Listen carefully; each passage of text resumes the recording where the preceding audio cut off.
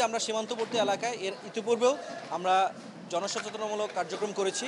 Awareness প্রোগ্রামের অংশ হিসেবে আমরা কিন্তু আমাদের যে সীমান্তবর্তী জনসাধারণ আছে তাদের মধ্যে গণ্যমান্য ব্যক্তিবর্গ তাদের নিয়ে যারা অলরেডি ম্যাচিউরড এবং অনেক সময় যারা অপরাধে জড়িত হয়ে যায় তাদের নিয়ে আমরা প্রোগ্রামটা করেছি। বাট এবার আমরা একটু ভিন্নধর্মী আয়োজন করলাম। আমরা বেসিক্যালি সীমান্তবর্তী যে সমস্ত স্কুল কলেজ আছে সেই স্কুল কলেজের ছাত্রছাত্রীদের নিয়ে এই প্রোগ্রামটা করেছি।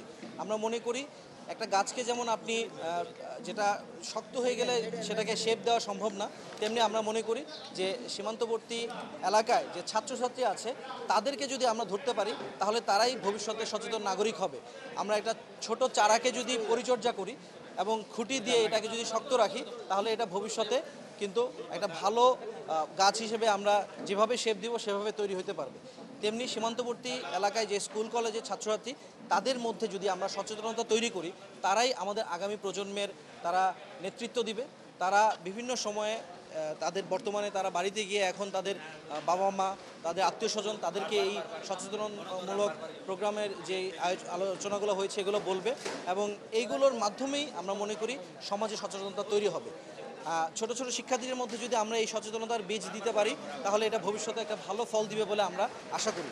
এর প্রেক্ষিতে আমরা আমাদের এই আজকের এই আয়োজন ছিল যে সীমান্তবর্তী যে স্কুল কলেজ আছে আমরা কয়েকটা স্কুল কলেজের শিক্ষার্থীদের মধ্যে রচনা প্রতিযোগিতার আয়োজন করেছিলাম। এখানে মূলত যে সীমান্তের যে আইন আছে বিভিন্ন আইন মেনে চলা এবং সীমান্তে যে সকল অপরাধ সংঘটিত হয় সেই অপরাধগুলো নিয়ে এই অপরাধ কিভাবে প্রতিরোধ করা যায় এবং জনগণের মধ্যে কিভাবে সচেতনতা তৈরি করা যায় এই অপরাধ প্রতিরোধের জন্য সেটা নিয়ে ওদের মধ্যে স্কুল কলেজের শিক্ষার্থীদের মধ্যে আমাদের রচনা প্রতিযোগিতা, চিত্রাঙ্কন প্রতিযোগিতা এবং যেহেতু বর্তমানে ডিজিটাল বিভিন্ন কন্টেন্ট তৈরি হচ্ছে তাদের মধ্যে বিভিন্ন ডিজিটাল কন্টেন্ট এই আইন সংক্রান্ত এবং অপরাধ প্রতিরোধ সংক্রান্ত ডিজিটাল কন্টেন্ট তৈরি করে তাদের মধ্যে একটা প্রতিযোগিতা ছিল।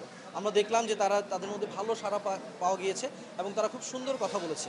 তো আমরা আশা করি যে তারা যেভাবে আজকে সুন্দর সুন্দর কথা বললো, যেহেতু আমাদের প্রাতিষ্ঠানিকভাবে এই বিষয়গুলো নিয়ে সীমান্ত আইন, সীমান্ত অপরাধ প্রতিরোধ এই বিষয়গুলো নিয়ে প্রাতিষ্ঠানিকভাবে বিশদভাবে ওরকম আলোচনা করা হয় না স্কুল কলেজে, সেহেতু আমরা মনে করি বিজিবির যে একটি ভিন্নধর্মী উদ্যোগ এটার মাধ্যমে আমরা মনে করি যে ভবিষ্যতে তারাও সচেতন নাগরিক হিসেবে যখন বড় হয়ে যাবে তখন তারা সমাজে যে সচেতনতার দেয়াল তৈরি করতে পারবে সেখানে কাঁটাতারের দেয়াল বা কাঁটাতারের সীমানা বা দেয়াল ভাঙতে পারলেও এই সচেতনতার দেয়াল আমার মনে হয় না সহজে ভাঙা যাবে।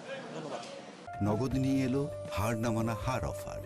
সর্বনিম্ন 10,000 টাকা রেমিটেন্স নগদে পাঠালে থাকছে স্বর্ণের হার জেতার সুযোগ।